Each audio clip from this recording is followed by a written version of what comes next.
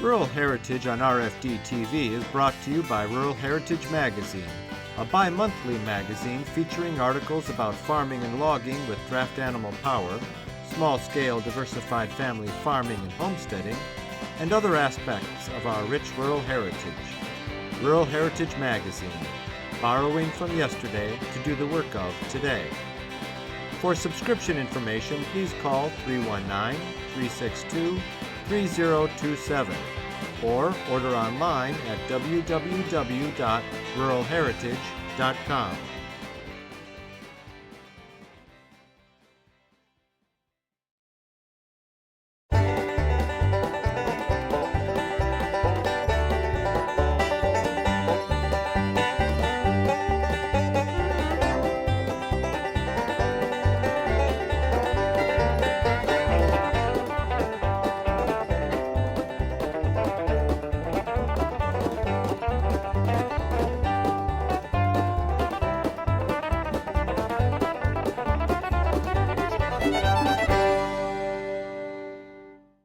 Hi, I'm Mike Wildenstein.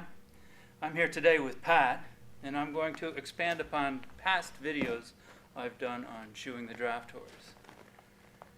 It's a tough job. It's a dangerous job. One has to be physically fit. You have to have well-trained horses. You have to be ready for the task.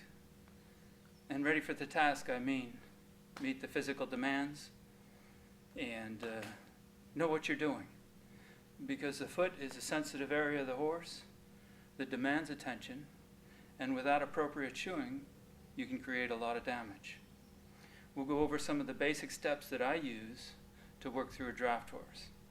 First and foremost, have a horse that'll stand and a handler that can hold on to the horse and be concerned about your safety. These horses are getting bigger and bigger with the breeding practices that we use today. And your bones aren't made to carry their bones. So use some of the products available to you today for your safety and for your longevity. All right, we'll move on to the hooves, but before we do that, let's talk about the horse. It's important to look at the horse. Walk around the horse. Watch the horse walk. You want to see if there's any lameness concerns before you even start.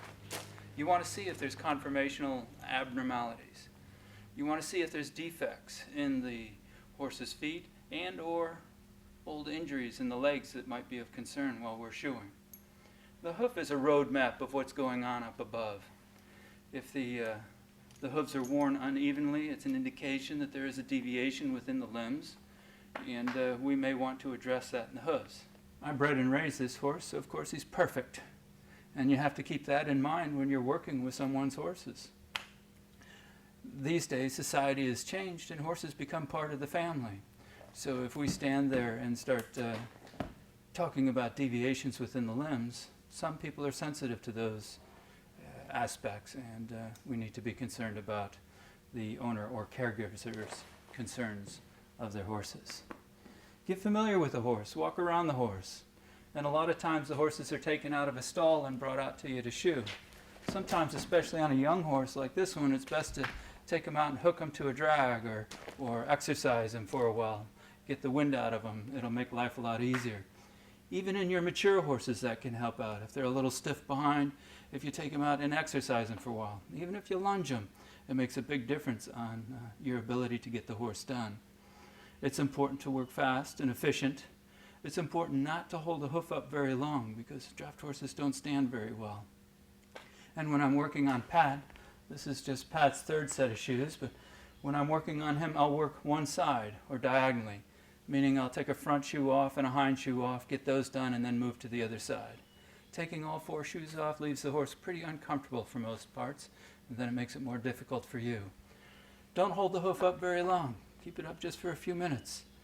You're not going to complete a task. Just do a little bit and move to another foot, back and forth. That'll make life a lot easier, especially on a young horse or on a horse that's a little sore from maturity.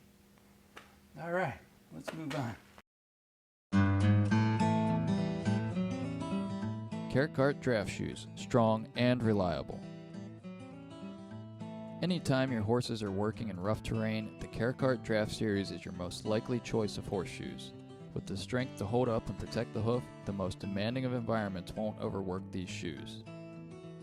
To view the full line of Carencart horseshoes and to find a Farrier Products dealer near you, visit www.farrierproducts.com.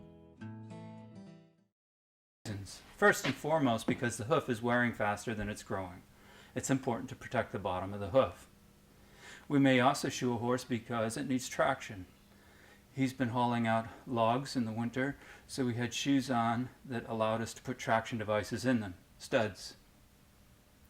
We may shoe horses because they have a deviation in their limb and wear unevenly, and we want to help them out. We may shoe a horse because it has an injury or a pathology, and we're trying to help them through that or reduce the pain and speed up the healing process. Pat has shoes on primarily for traction and because he works, and we want to protect those hooves from wearing faster than they're growing. The last process in the process of shoeing a horse is to make the clinches, and the clinches are where the nails are bent over on the outside of the hoof. So the first process in the process of shoeing a horse would be removing the shoes, and cutting those clinches is the first thing we're going to do. The tool we're going to use is a clinch cutter, and a clinch cutter has a flat side and a tapered side, and we want the flat side against the hoof, and we want to cut or straighten out those clinches so that we do not create damage to the hoof wall as we're pulling that shoe off. When I'm using the clinch cutter, I'm going to use a urethane hammer. The benefit of this urethane hammer is, for one, we spend more and more money on our nailing hammers, and we don't want to destroy the head of those nailing hammers. With this urethane hammer, the abuse goes to the urethane hammer, but also it creates less concussion and shock going into the horse's hoof.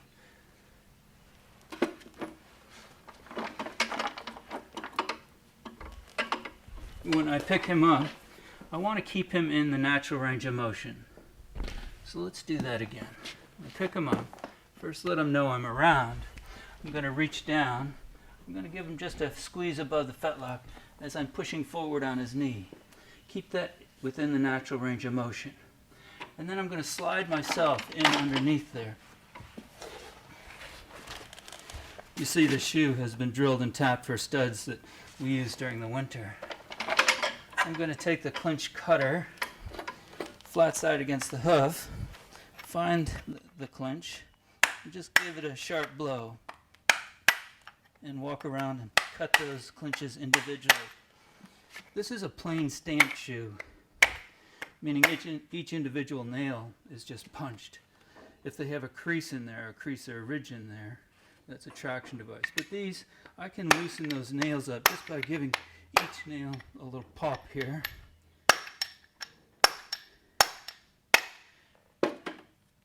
Then I would use a pull-off tool, and I'll pry between the hoof and the shoe, back at the heel, just pry back a little bit. Go to the other heel, pry back a little bit. Set that down. Then I can generally grab the nails individually and pull them. I'm trying to keep this hoof within the natural range of motion underneath the horse's body. Keep him more comfortable. I'll pull that shoe off, and then I'm going to set him down. Give him a break, give me a break. At this point, I'll evaluate the hoof, and what I'm looking for is symmetry. I want to see if the hairline is level. I want to see if we have a uniform amount on both sides of that hoof. I'm going to look at center. We'll ask him to take that again. Center of the foot. Most of our draft horses will toe in, an axial rotation of the limb, and that's a normal conformation for a draft horse. Normal in that these horses were bred for centuries to pull a plow, and that plow makes a furrow, which is the distance it pulls the dirt away or rolls the dirt up, and that may be 12 to 14 inches. And these big horses with their wide chests have to be able to walk in that furrow. A horse's hoof, it takes 9 months to a year for it to grow out from the hairline to the bottom. 9 months to a year. Traditionally, we will trim or shoe our horses every 6 to 8 weeks, depending on growth. And that growth is dependent upon exercise, management, nutrition, genetics, and environment. It's important to keep after these. These shoes have been on about 8 weeks, and you can see that the shoe is overgrowing the hoof wall already. And to prevent any damage to the hoof or the horse, we need to stay on top of the shoeing schedule. Once I've got that shoe pulled, then I can pick it up again and begin paring out the sole and trimming. Carecart draft shoes, strong and reliable. Anytime your horses are working in rough terrain, the Carecart Draft Series is your most likely choice of horseshoes. With the strength to hold up and protect the hoof, the most demanding of environments won't overwork these shoes. To view the full line of Carecart horseshoes and to find a Farrier Products dealer near you, visit www.farrierproducts.com. Again, I want to be aware of his conformation. I want to keep his limb underneath in the natural range of motion. I use a hoof pick and pick down and towards the ground. Pick out the debris. My hoof pick has a brush on it so I can get rid of dirt and debris, especially stones. And with my hoof knife, I'm going to pare at the point of the frog to give me a parameter or a guideline to trim by. Pat is a little flat-soled, and we have to be careful how much we take off. This will help me define how much to take off. So what I'm looking for is a uniform tissue texture. It's glossy, frog is glossy, sole is glossy. It's time to stop. That's his only protection against the environment. It's not necessary to pare the whole bottom of the foot too glossy at that point, and then I'm going to establish another point here at the heels right there. We're glossy. It gives me an indication as to the depth of the sole. And I'll do that on the outside too. Trim that down.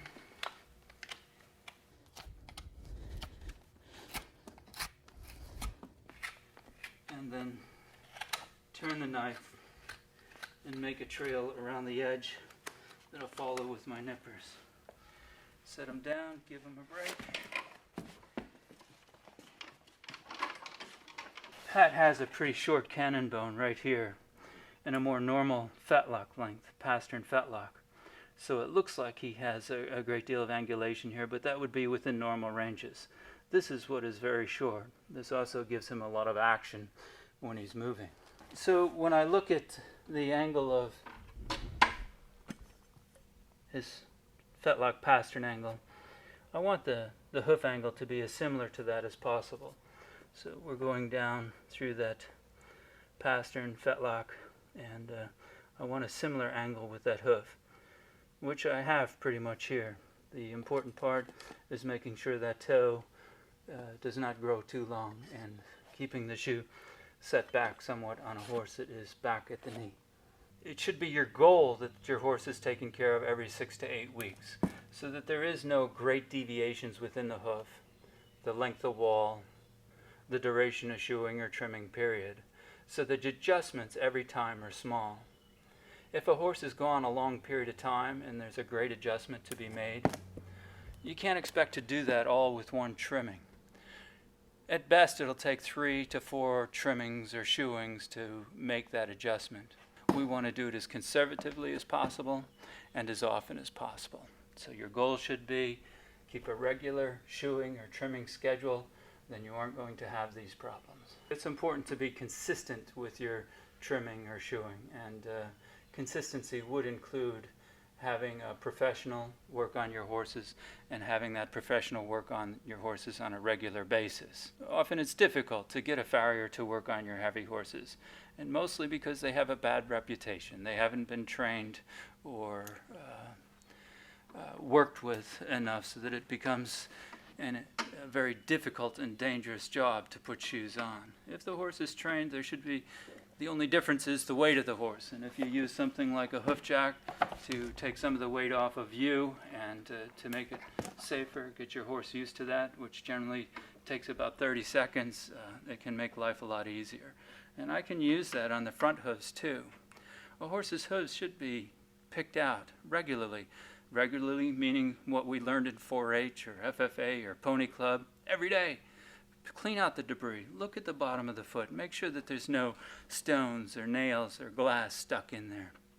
And it's easy enough to do and safe enough to do. If you have your horses calm, you get them used to picking it up. I can set that cradle there, and I can take my hoof pick and pick that up. And I know there are a lot of people that trim the hooves on their hoof jack. Just get a foot on there, get your leg behind his knee, and then we can take the nippers and walk on that trail I made from heel to toe. I'm not going to cut down into sole, I'm just trimming the excess hoof wall. And Pat has never done this before. I always trim or shoe my horses, especially in the front, between my legs, because that's what I'm used to. There we go. So I've trimmed the excess hoof wall, and I'll set them down, give them a break, and I'll go back and rasp.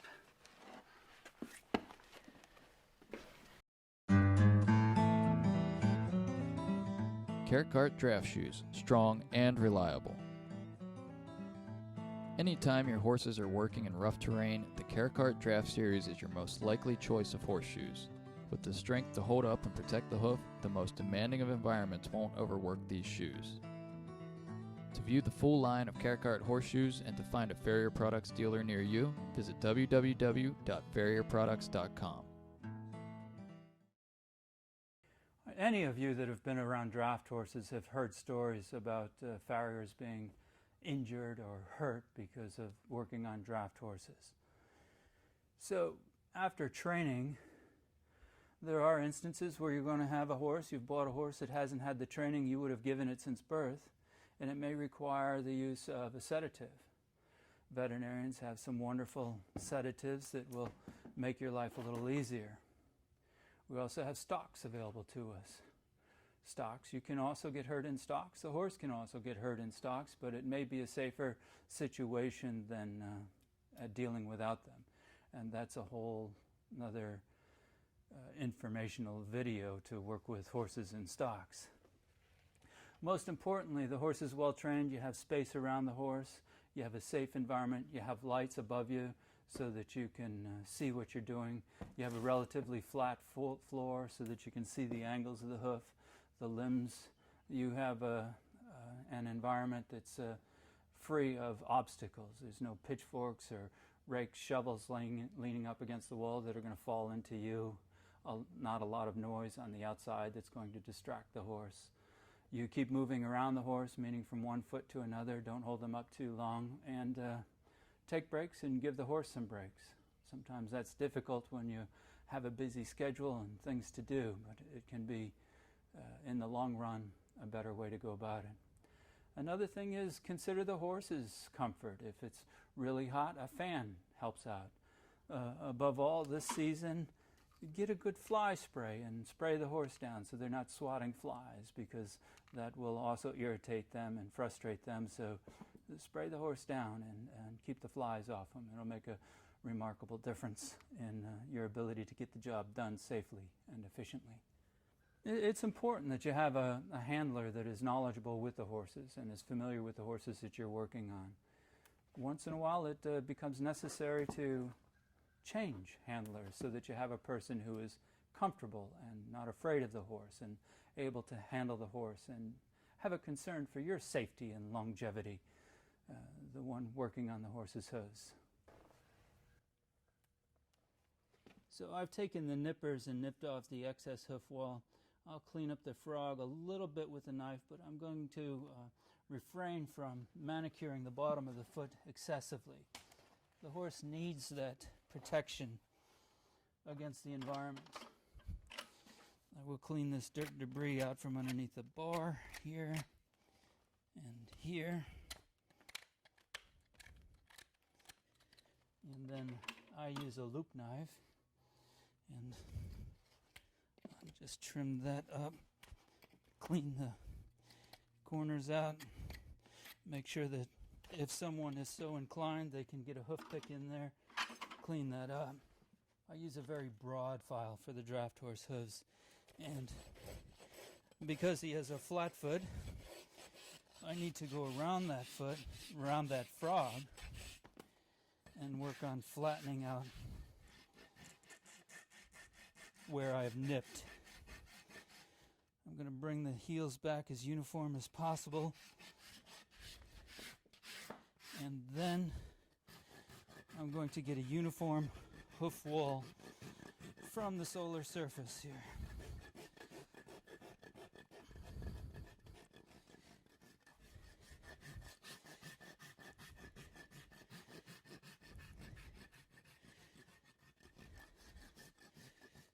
And I will put the foot in this position and evaluate how flat I've gotten that. Set it down and evaluate it one more time.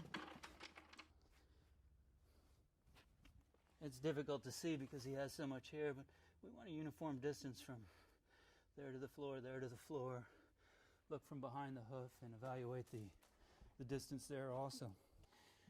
And once I've trimmed from the solar surface, then I'm going to pull it forward, put it on a hoof jack with a peg in it. Again, being considerate of the horse, keeping it within natural range of motion. Put my knee behind the pastern, and then rasp on the outside of the hoof wall to that parameter I set on the solar surface.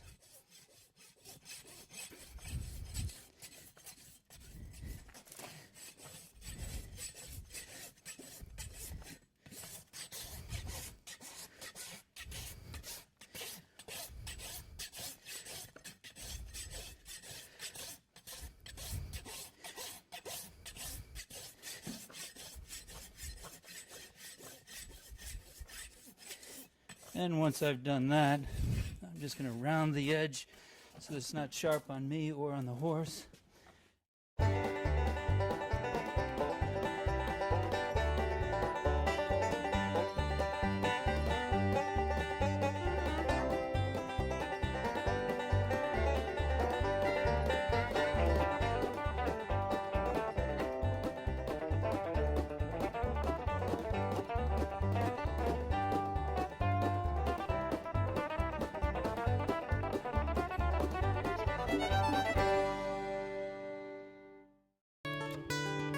This program is available for purchase. To order your copy, please call 319-362-3027 or visit www.ruralheritage.com. Rural Heritage is a bi-monthly magazine dedicated to draft animal farming and logging, as well as other aspects of our rich rural heritage. It is published by Mishka Press, which also offers a complete line of back-to-the-land books, DVDs, and calendars. Call or write for a catalog or subscription information, or visit our website at www.ruralheritage.com.